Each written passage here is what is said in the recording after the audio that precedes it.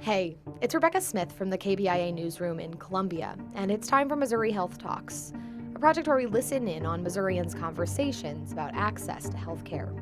This week we hear from Libby Brockman Knight, who works at Compass Health Network in Columbia as the Deputy Chief Clinical Officer of Substance Use Disorder Services.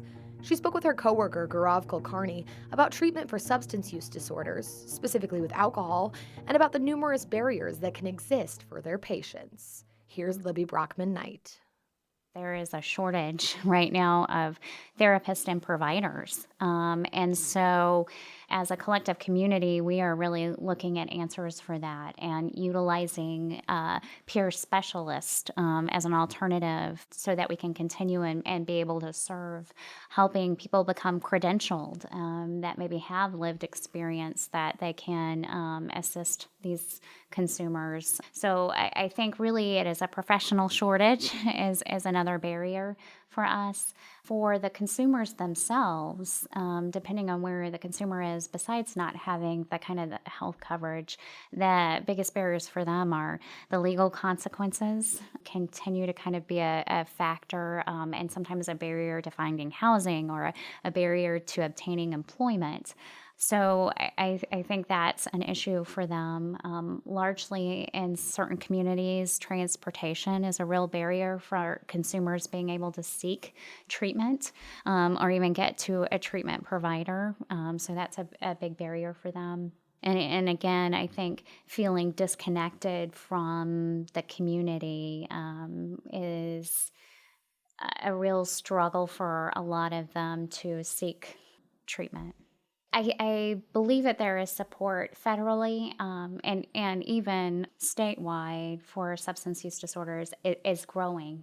It is still stigmatized. There is still a lot of stigma out there. But I think there are a lot of organizations doing a lot to promote the treatment needs.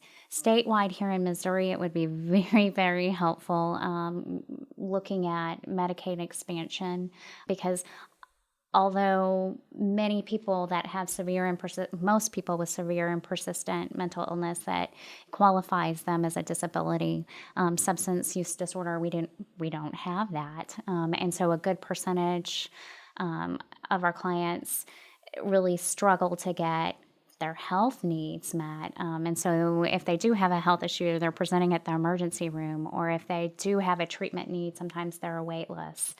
So that's the biggest, I think, is funding and continually working at promoting that substance use disorders along the behavioral health continuum are as costly, if not more so, than other mental health disorders, because then you do have lost wages, you have DWIs. I mean, the cost that it is for legal consequences to use and incarceration as opposed to treatment, the costs are very high. So it's continually education, but Medicaid expansion would help.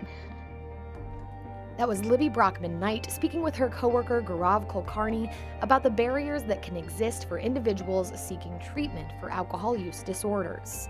That's it for this week's Missouri Health Talks, which was reported and produced by Trevor Hook. Tune in next week for more conversations from throughout the state about health and access. I'm Rebecca Smith. Thanks for listening.